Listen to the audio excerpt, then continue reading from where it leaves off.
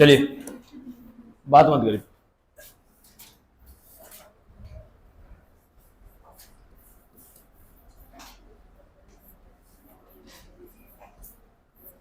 भौम जल या ग्राउंड वाटर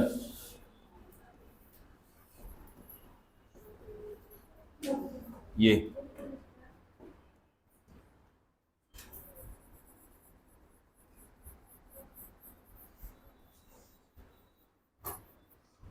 देखिए, भौम जल मतलब जो भूमिगत जल होते हैं, जो हमारे नीचे नीचे फ्लो करते हैं, उसकी बात करेंगे। जल की बात नहीं करेंगे। होता क्या है, इस जल के द्वारा जो हमारे भूमि के ऊपर या भूमि के नीचे जो आकृति बनती है उसके बारे में पढ़ना है। किसके द्वारा? जल के द्वारा। कैसा जल? भूमिगत जल। चल लिखिएगा एक पॉइंट इसमें पहला, भूमिगत जल के द्वारा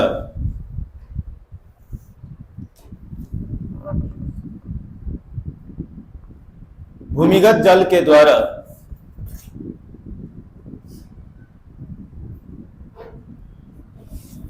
निर्मित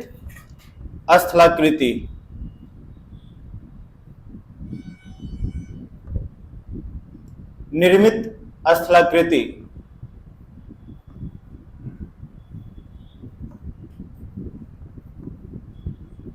को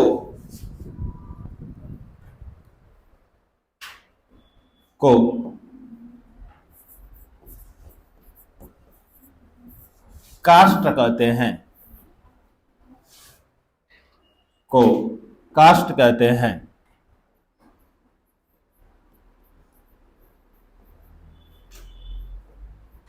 काट्स कहते हैं।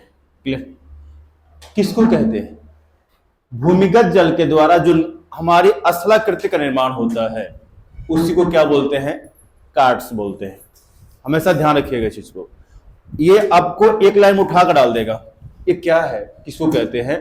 तो जो हमारी नदियां होती हैं, चाहे वर्षा का पानी होता है, हमारी सतह के अंदर अंदर फ्लो करता है, तो वो क्या करता है? विभिन्न प्रकार की आकृति का निर्माण करता है, तो उसी को बोलते हैं हम लोग काट्स। क्लियर? नेक्स्ट, भूमिगत जल के द्वारा निर्मित स्थलाकृति। भूमिगत जल के द्वारा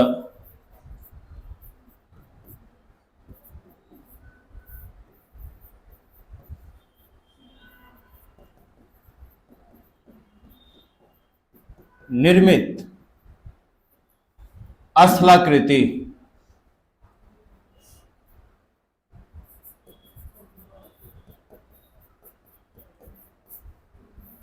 इसी को क्या बोलेंगे? कार्ड्स। ये तो अब बार बार ये वर्ड नहीं लिखेंगे, ध्यान रखिएगा। ये दो प्रकार की होती है। ये कितने प्रकार की? दो प्रकार की। कौन कौन? नदियां क्या करती हैं? या तो अपर्दन करेंगी, कटाव करेंगी, या तो क्या करेंगे? निक्षेपण करती हैं। जो अवसाद रहता है, अवसादों क्या करेंगे? निक्षेपित करती हैं, इकट्ठा कर देती हैं। तो हमारे भूमिगत जल के द्वारा भी जो स्थलाकृति का निर्माण होगा वो दो प्रकार के होगा। कैसे होगा? अपर्दन द्वारा और निक्षेपण द्वारा।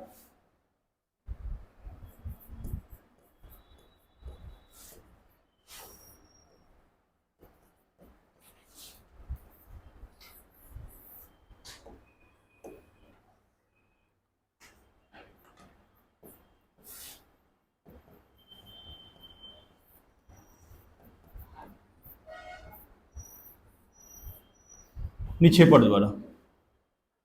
क्लियर? इसको नोट करिएगा।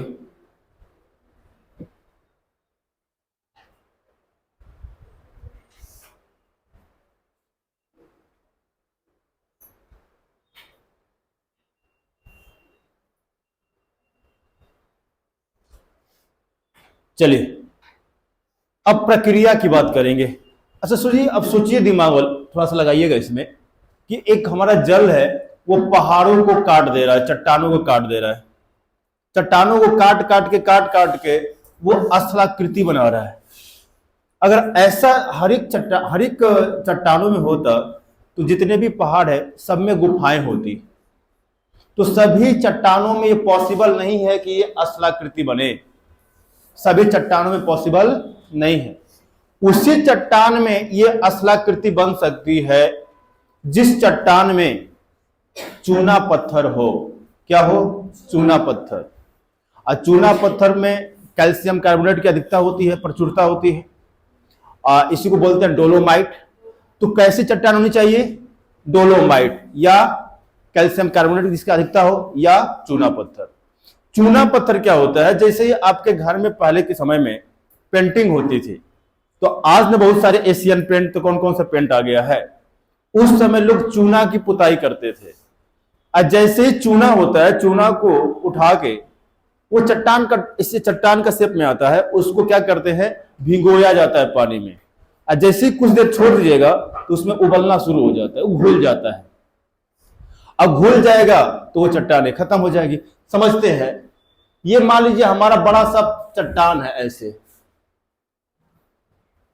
पर्वत है कोई, इस प्रकार से इस एरिया में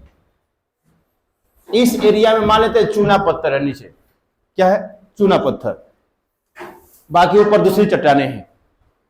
जैसे ही इसके पास पानी किसी माध्यम से यहां पहुंचेगा, पानी क्या होगा, किसी माध्यम से यहां पहुंच गया छिद्रों के द्वारा, तो ये जो हमारा यहां पे चूना पत्थर है वो क्या हो जाएगा, घुल जाएगा। क्या हो जाएगा?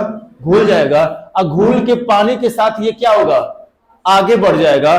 और बीच में ये जो आकृति दिखाई दे रही है, ये यहां पे क्या हो जाएगा, अब गैप हो जाएगा। क्या हो जाएगा? गैप हो जाएगा। तो वहां पे एक आकृति बनेगी, यहां पे क्या बन जाएगी, यहां पे गड्ढा टाइप का हो जाएगा अंदर, और उसी को बोलते हैं हम लोग क्या, कार्स्ट बोलते हैं। इसी प्रकार से हमारी गुफाओं का भी निर्माण होता है। गुफा का निर्माण कैसे होता है? इसी तरह से निर्माण होता है। जहां चूना पत्थर होते हैं वहां पे पानी फ्लो करता है, और चूना पत्थर घुल जाते हैं, और घुलने के कारण वहां पे एक केव बन जाते हैं, कंदराएं बन जाती है, गैप हो जाता है। तो इसी के बारे में पूरा आज का चैप्टर है हमारा। चलिए, तो अब लिखिएगा प्रक्रिया। प्रक्रिया मतलब ये स्थलाकृति कैसे बनती है। प्रक्रिया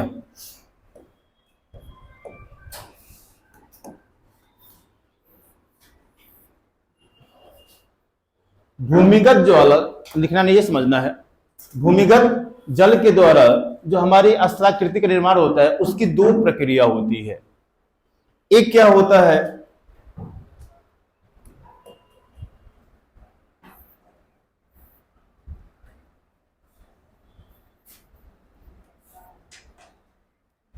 घोलीकरण, जो घुल जाते हैं उसको क्या बोलते हैं, घोलीकरण। दूसरा क्या होता है,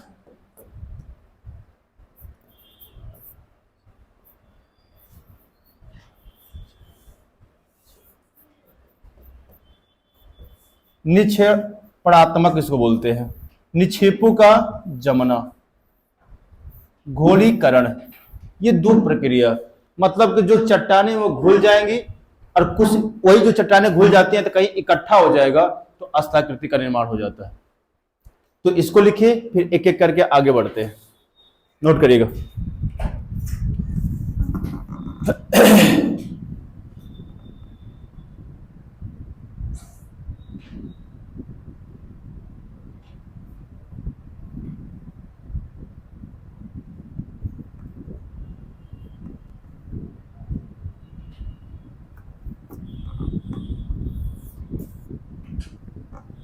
हो गया?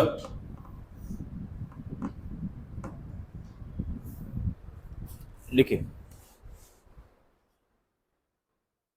हो गया। अब देखेंगे किन किन चट्टानों में चाहे ये आकृति बनने की शर्तें क्या होती है, किस चट्टाने में ये बनेगा, तो लिखिएगा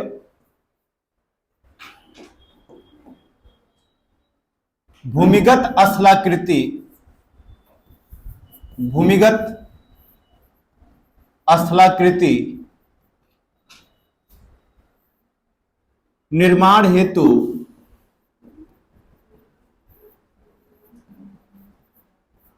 शर्तें, कौन सी शर्तें रहेंगी जिससे हमारा भूमिगत स्थलाकृति का निर्माण होगा, शर्त क्या होनी चाहिए। तो सबसे पहले चट्टान को कैसा होना चाहिए,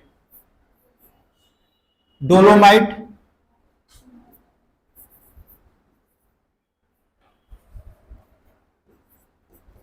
चट्टान कैसी होनी चाहिए, चूना पत्थर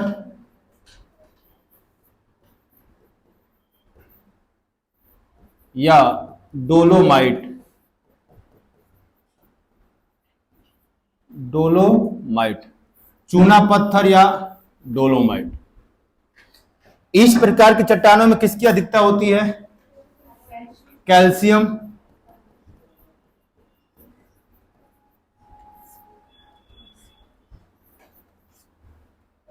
कार्बोनेट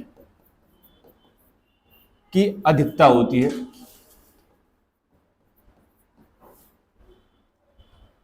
तो ये आकृति उसी चट्टान में निर्माण होगा जिसमें क्या होगा, जो चट्टान चूना पत्थर हो या डोलामाइट हो। इस चीज को ध्यान रखिएगा, सभी चट्टानों में निर्माण नहीं होते। आपके जो बगल में जो पहाड़ है मुंडेश्वरी, उसमें गुफा का निर्माण क्यों नहीं होता, क्योंकि उसमें चूना पत्थर की मात्रा नहीं होगा। लेकिन बगल में ही यहाँ पे है आपका गुप्ता धाम, जो गुफा बनी है, बिल्कुल उसी गुफा को ध्यान से देखिएगा। जो गया होगा, इसमें से कितने लोग गए हैं, एक बस, इसके अलावा कभी नहीं गए। तो जाकर देखिएगा, उसमें बहुत सारी आकृति उसमें दिखाई देगी। तो वो चट्टानों के अंदर है, वो चट्टानों के अंदर है। तो उसी को बोलते हैं भूमिगत स्थलाकृति, उसको दिखाया जाएगा आज। चलिए, हो गया। दूसरा क्या है, दूसरा शर्त में क्या है, पर्याप्त वर्षा।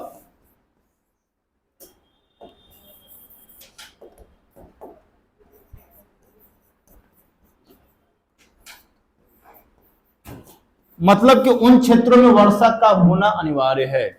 अब पानी रहेगा ही नहीं तो चट्टान कैसे घुलेगी, पानी की आवश्यकता जरूरी है। तो क्या है इसमें कि पर्याप्त वर्षा का भी होना जरूरी है। बस दो शर्त इसमें लिख लीजिए और ज्यादा नहीं। क्लियर? चलिए फिर से एक बार रिपीट करते हैं, फिर आगे बढ़ते हैं। भूमिगत जल के द्वारा निर्मित स्थलाकृति को क्या बोलते हैं, कार्ट्स बोलते हैं। इसकी इस स्थलाकृति का निर्माण किसके द्वारा होता है, अपर्दन के द्वारा या निक्षेपण के द्वारा। आगे बात प्रक्रिया कौन सी है, घोलीकरण और निक्षेपणात्मक है। भूमिगत स्थलाकृति निर्माण हेतु शर्तें क्या है, चट्टान कैसी होनी चाहिए, चूना पत्थर की होनी चाहिए, मतलब उसमें चूना पत्थर होना चाहिए। कभी आप गए होंगे, आपके बताते राजगीर गए होंगे, तो वहां पे एक गर्म कुंड है, गर्म कुंड है। वो पानी गर्म क्यों होता है, क्योंकि वहां के चट्टानों में चूना पत्थर पाए जाते हैं। चूना पत्थर को जैसे ही जल से अपने पानी से रिएक्शन कराइएगा तो वो क्या होता है, उबलना शुरू हो जाता है और पानी को भी क्या करेगा, वो गर्म कर देता है। यही रीजन वहां है। अब उनके पहाड़ों से, उनके वहां के पहाड़ों से नदियां निकलती है और वही नदियां कुंड के रूप में अंदर अंदर बहती हैं। तो इसीलिए वहां का पानी क्या होता है, गर्म होता है और आप उसमें नहाते हैं। वहां की धारणा ये है कि अगर उस पानी में, आज भी किसी से पूछिएगा, अगर उस पानी में अगर आप नहा लेते हैं तो कहते हैं कि जो आपको स्किन डिजीज है, कोई भी चर्म रोग संबंधित कोई आपको डिजीज है, तो वो खत्म हो जाता है उस पानी में नहाने से। ऐसा क्यों, क्योंकि उस पानी में सल्फर की मात्रा होती है और सल्फर हमारे स्किन डिजीज के लिए जितने भी आपके क्रीम आते हैं, दवा आती है ना, उसमें सल्फर कंटेंट देखिएगा, उसे मिला रहता है। और इसीलिए सल्फर क्या करता है, जितनी हमारी स्किन समस्या होती है उसको समाप्त कर देता है। इसीलिए उस पानी में नहाने से आपके स्किन को समस्याएं समाप्त हो जाती हैं, क्योंकि ऑलरेडी उसमें क्या मिला हुआ है, सल्फर मिला हुआ है। चलिए नेक्स्ट, अब एक एक करके पढ़ते हैं यहां पे। अपर्दन द्वारा निर्मित स्थलाकृति, अपर्दन द्वारा निर्मित स्थलाकृति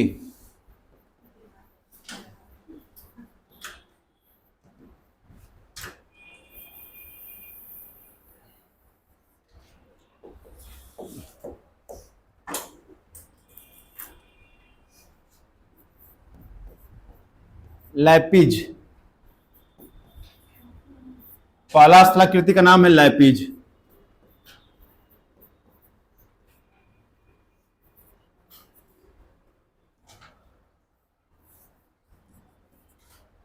एक लाइन इसमें लिख लिएगा।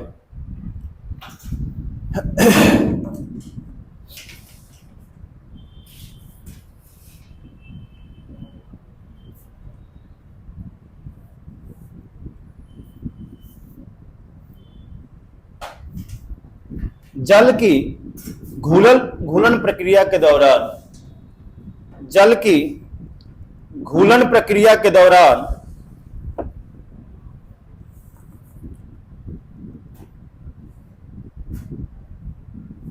सतह के ऊपरी भाग पर, सतह के ऊपरी भाग पर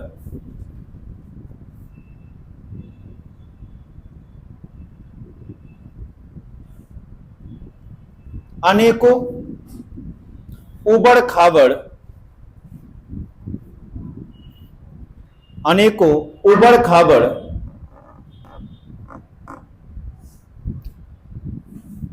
दरारें बन जाती हैं, दरारें बन जाती हैं, जिसे लैपिज कहते हैं, जिसे लैपिज कहते हैं। ये मान लेते हैं ऊपरी सतह है और जगह जगह पे क्या होता है कि इस शेप में थोड़ा थोड़ा सा गड्ढे नुमा से कुछ आकृतियां बन जाती हैं।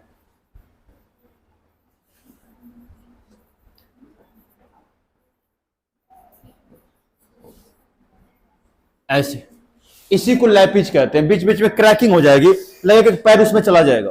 किसी चट्टान पहाड़ पे जाइएगा तो बीच बीच में ऐसे ऐसे क्रैक बना रहता है, वहां पे आपका अगर पैर उसमें चला गया तो टूट गया। तो ऐसी आकृति को हम लोग बोलते हैं लैपिज। चलिए दूसरा,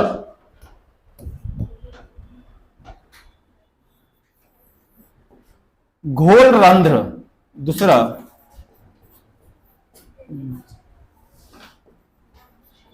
घोल रंध्र या इसको बोलते हैं सिंक होल, होल्स।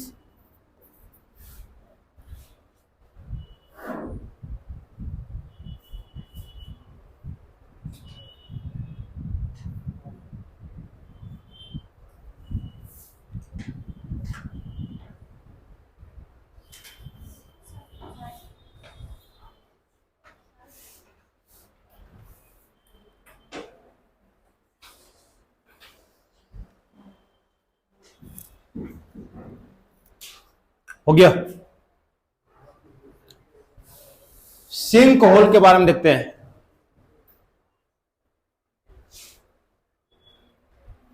लिखिएगा, घूलन प्रक्रिया के फलस्वरूप, घूलन प्रक्रिया के फलस्वरूप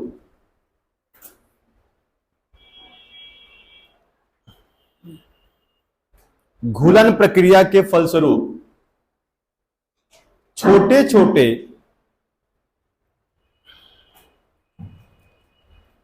छोटे छोटे निर्मित अनेकों गड्ढों को, छोटे छोटे निर्मित अनेकों गड्ढों को घोल रंध्र कहते हैं।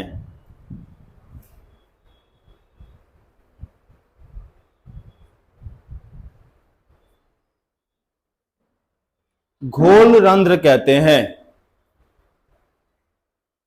हो गया, समझिएगा। जब उस पे चट्टानों के ऊपर क्या होता है, जब गड्ढे बन जाते हैं, छोटे छोटे छोटे छोटे इस प्रकार के गड्ढे बनेंगे, तो उसी को बोलते हैं हम लोग क्या, श्रिंक होल।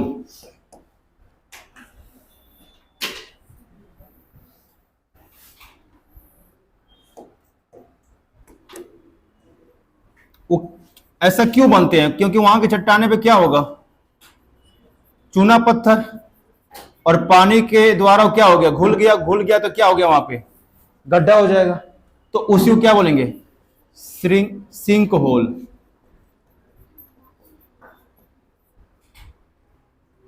हो गया। किसको, वो लैपिस दरारों को कहा जाता है, जो दरारें बनती हैं। ये गड्ढा है, ये क्या है, ये दरारें होती हैं। इसको आप यहां पे दरारें से इंडिकेट कर सकते हैं, दरारें। और ये सब क्या है, होल है, गड्ढे। हो गया। और दरारों और गड्ढों में अंतर होता है। क्या अंतर है, कौन बताएगा?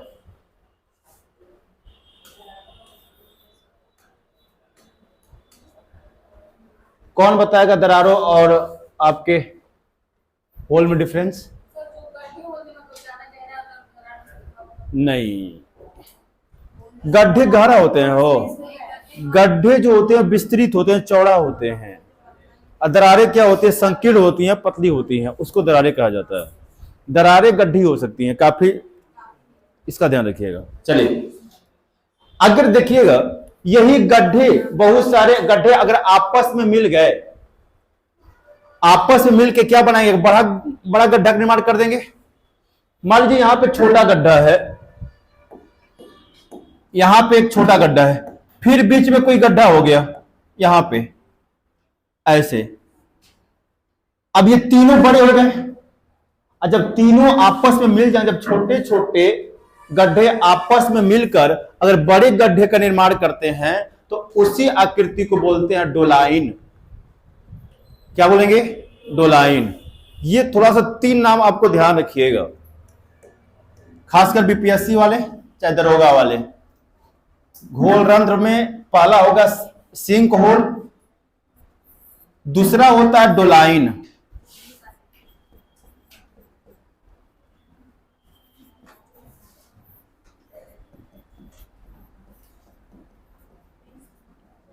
डोलाइन, डोलाइन क्या होता है, यही छोटा छोटा गड्ढा जब बड़ा हो जाता है तो उसी को क्या बोलते हैं, डोलाइन।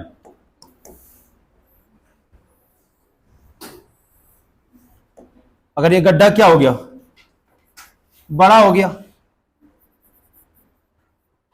तो उसी को डोलाइन कहते हैं। नोट कर लीजिए।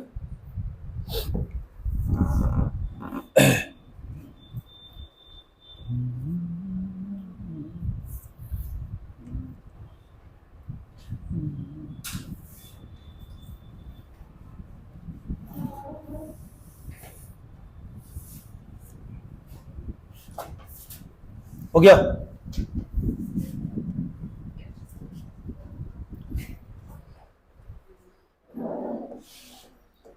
तो छोटे छोटे घोल रंध्र मिलके क्या बनाए, डोलाइन। यही अगर ये डोलाइन आपस में मिलेंगे तो इससे भी बड़ा आकृति का निर्माण करेंगे, इससे भी बड़ा एक होल का निर्माण करेंगे, उसको बोलते हैं युवाला। युवाला।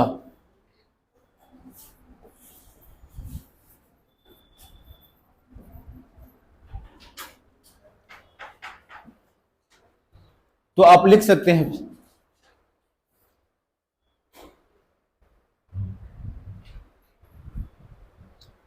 दो या दो से अधिक डोलाइन आपस में मिलकर, दो या दो से अधिक डोलाइन आपस में मिलकर युवाला का निर्माण करते हैं।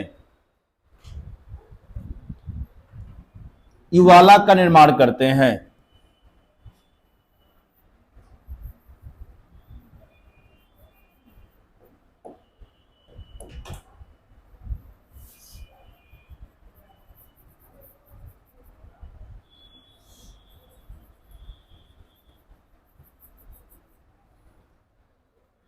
हो गया, फिगर बना लीजिए।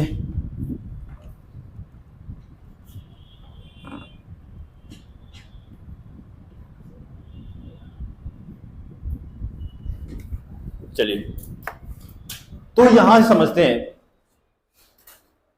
जो हमारे ऊपरी सतह पे जो छोटे छोटे गड्ढे थे उसे क्या कहा गया? सिंक होल या घोल रंध्र। और यही छोटे छोटे गड्ढे आपस में मिलके क्या बनाए? डोलाइन। जब ये आपस में मिल जाएंगे, मिलकर बड़ा होंगे तो क्या बनाएंगे? डोलाइन। ये जब आपस में मिलेंगे तो क्या बनाएंगे? युवाला। तीनों में सबसे बड़ा कौन? युवाला। इसके बाद डोलाइन, इसके बाद सिंक होल या घोल रंध्र। समझ में आया? ये खत्म हुआ, घोल रंध्र खत्म हुआ। आगे पढ़ेंगे, आपको इसी में है भी।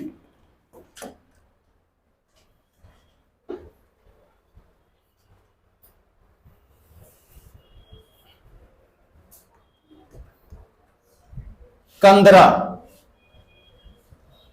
तीसरा।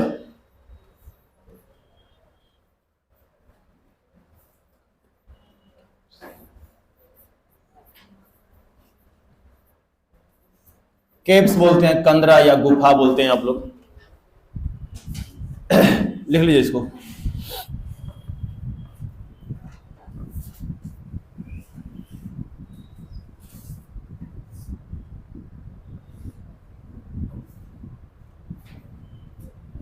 हो गया, बात मत करिए।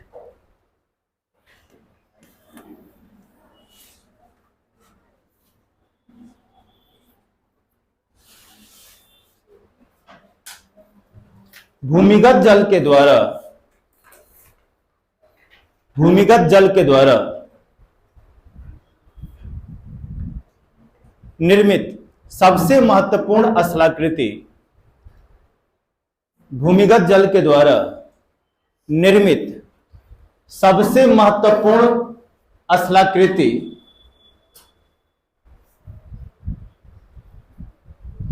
स्थलाकृति कंदरा है। कंदरा है।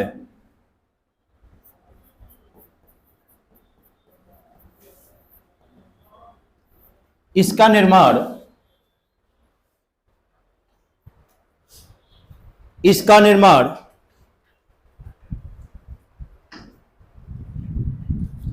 घोलनीकरण या घोलीकरण के द्वारा होता है।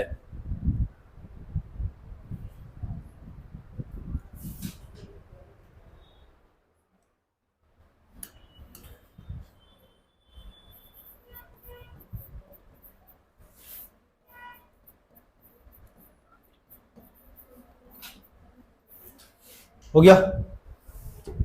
इसका निर्माण कैसे होगा? घुलन प्रक्रिया के द्वारा। कैसे समझते हैं? जैसे मान लेते हैं ये हमारा सतह हो गया,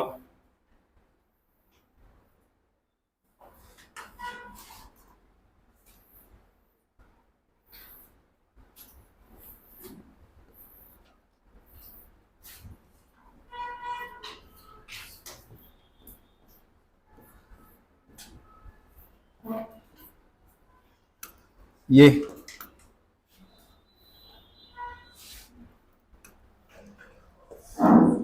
होता क्या है कि मान लीजिए यहां पे एक रंध्र बन गया। क्या बन गया? रंध्र, घोल रंध्र, गड्ढा। और उस गड्ढे से क्या होता है कि इस गड्ढे में क्या इकट्ठा रहेगा? पानी। जो यहां पे हम गड्ढा बनाए हैं, ऊपर गड्ढा बन गया है, तो इसमें क्या इकट्ठा हो गया? पानी। और पानी धीरे धीरे क्या होता है कि यहां से अब ऐसे नीचे जाना शुरू होता है। जैसे जैसे नीचे बढ़ेगा आगे, तो अगर यहां के इलाके में चूना पत्थर है तो वो धीरे धीरे क्या होते रहेगा, घुलते रहेगा। क्या रहेगा, घुलते रहेगा। घुलते घुलते घुलते पानी के माध्यम से ये पानी आगे बढ़ जाएगा, ऐसे निकल जाएगा। और यहां के बीच में जो चट्टाने थी उसको क्या करेगा, वो अलग थलग कर देगा। यहां पे ये बिल्कुल क्या हो जाएंगे, गड्ढे बन जाएंगे यहां पे ऐसे। क्योंकि यहां पे जो चट्टान के रूप में हमारा चूना पत्थर था वो पानी के माध्यम से क्या निकल गया, बाहर हो गया। तो ये जो बना आकृति, इसी को बोलते हैं कंदरा। क्या बोलते हैं, कंदरा, या बोलते हैं गुफा। इसको बना लीजिए, उसके बाद दिखाते हैं आपको फिगर।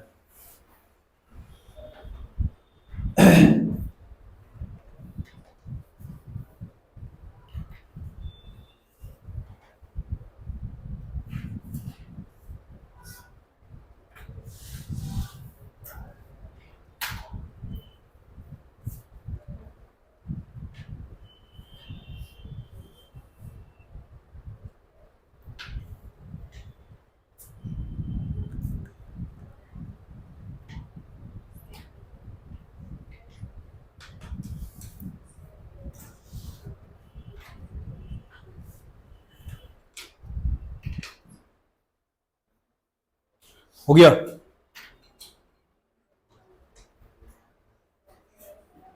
देखिए, ये जितनी आकृतियां थी ये नदियों के अपर्दन के द्वारा निर्माण हुआ है। अभी हम लोग किससे पढ़े हैं, अपर्दन द्वारा निर्मित स्थलाकृति। कौन कौन, लेपिज, घोलरंध्र, डोलाइन, युवाला और कंदरा। क्लियर। अब जो पढ़ना है हमें निक्षेपण के द्वारा। जो निक्षेपण का मतलब कि वो अवसाद जो इकट्ठे रहेंगे उनके द्वारा पढ़ना है। तो फिलहाल इन फिगर को देखते हैं, उसके बाद उसको पढ़ते हैं।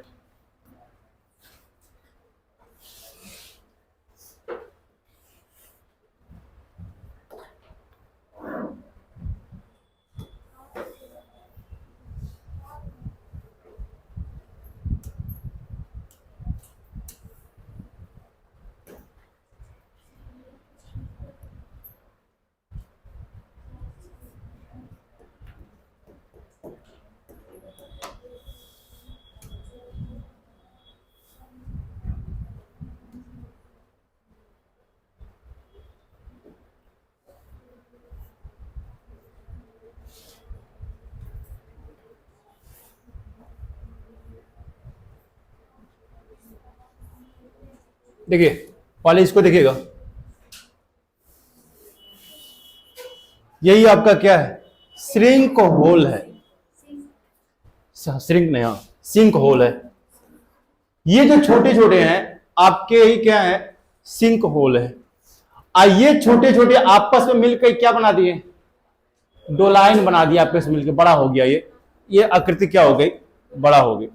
और ये बड़े बड़े ये जो आपस में मिलेंगे तो क्या करेंगे, और बड़ी आकृति का निर्माण करेंगे। तो ये कह सकते हैं ये क्या, किसका निर्माण हो जाएगा, युवाला का। जब छोटे छोटे रहेंगे तो क्या बोलेंगे, सिंक होल। जब वो आपस में मिलेंगे डोलाइन, ये जब आपस में मिलेंगे तो, चलिए ये ऊपर की आकृति है, इसी को बोलते हैं हम लोग चट्टानों पे। नेक्स्ट,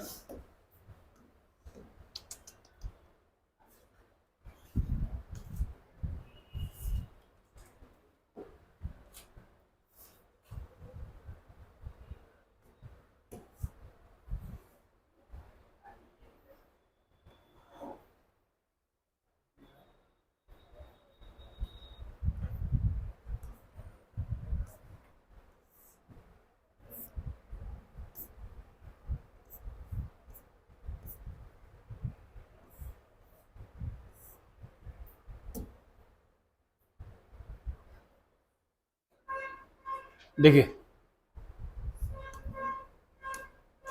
इसमें आपको क्या दिखाई देगा। अभी हम लोग पढ़े थे कैप्स या कंदराएं।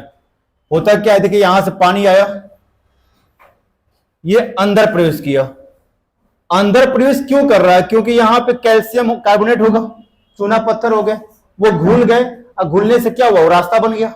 रास्ता बन गया, जहां जहां जिस प्रकार से घुलेंगे वो क्या होते रहेंगे, आगे बढ़ते जाएंगे, आगे बढ़ते जाएंगे। ये सब क्या है, कैप्स हैं आपके, ये सब क्या है, कंदराएं हैं जो कि बाहर निकल जाते हैं। देखिए यहां से ऐसे निकलते हुए निकलते हुए निकलते हुए ये बाहर निकल गए, क्योंकि पानी है, वाटर वहां पे जब अंदर जाएगा ना कहीं से वो रास्ता तो बनाएगा ही। और वो क्या होते हैं, जो हमारी गुफाएं हैं कहीं ना कहीं वो क्या होती हैं, वो बाहर निकलेंगे ही निकलेंगे, ऐसे बाहर निकल जाती हैं। तो ये किससे निर्माण हुआ? नदियों के पानी के, जो नदी का जो पानी आ रहा है, चाहे वर्षा का पानी, जिसका भी पानी है, वो क्या कर रहा है, इन चट्टानों को क्या कर रहा है, अपरदित कर रहा है, काट रहा है। काट कैसे रहा है, उसके उसमें जो चूना पत्थर उसको घोल दे रहा है, रास्ता बनते चला गया।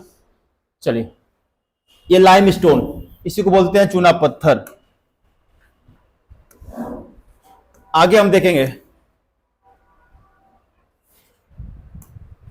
जो हमारे निक्षेपण के द्वारा जो स्थलाकृति बनती है, जो हमारे कहने के मतलब अवसाद के जमने से जो स्थलाकृति बनती है, उसको देखते हैं।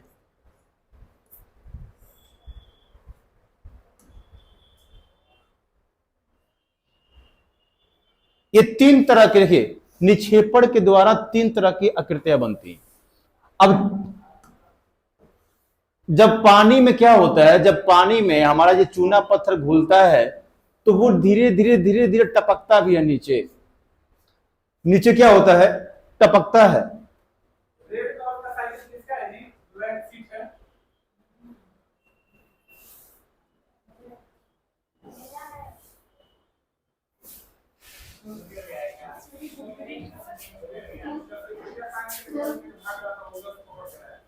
हाँ चलिए, अपनी सेवा, अरे अपनी सामान का सेवा, अरे सुरक्षा स्वयं करें, दूसरे पर डिपेंड मत हो। उसको लॉक कर दीजिए। अच्छा, टांग के लेकर जा रहा था। चलिए ठीक। जब आप लोग साथ में आइए तो साइकिल को क्या करिए ना, कुछ चैन से, दो चैन से बांध के साथ में रखिए। दो दो थोड़ी ले सकते हैं, ले जाएगा तो एक ले जाएगा, तो ध्यान रखिएगा इस चीज को। चलिए बात करते हैं इस पे।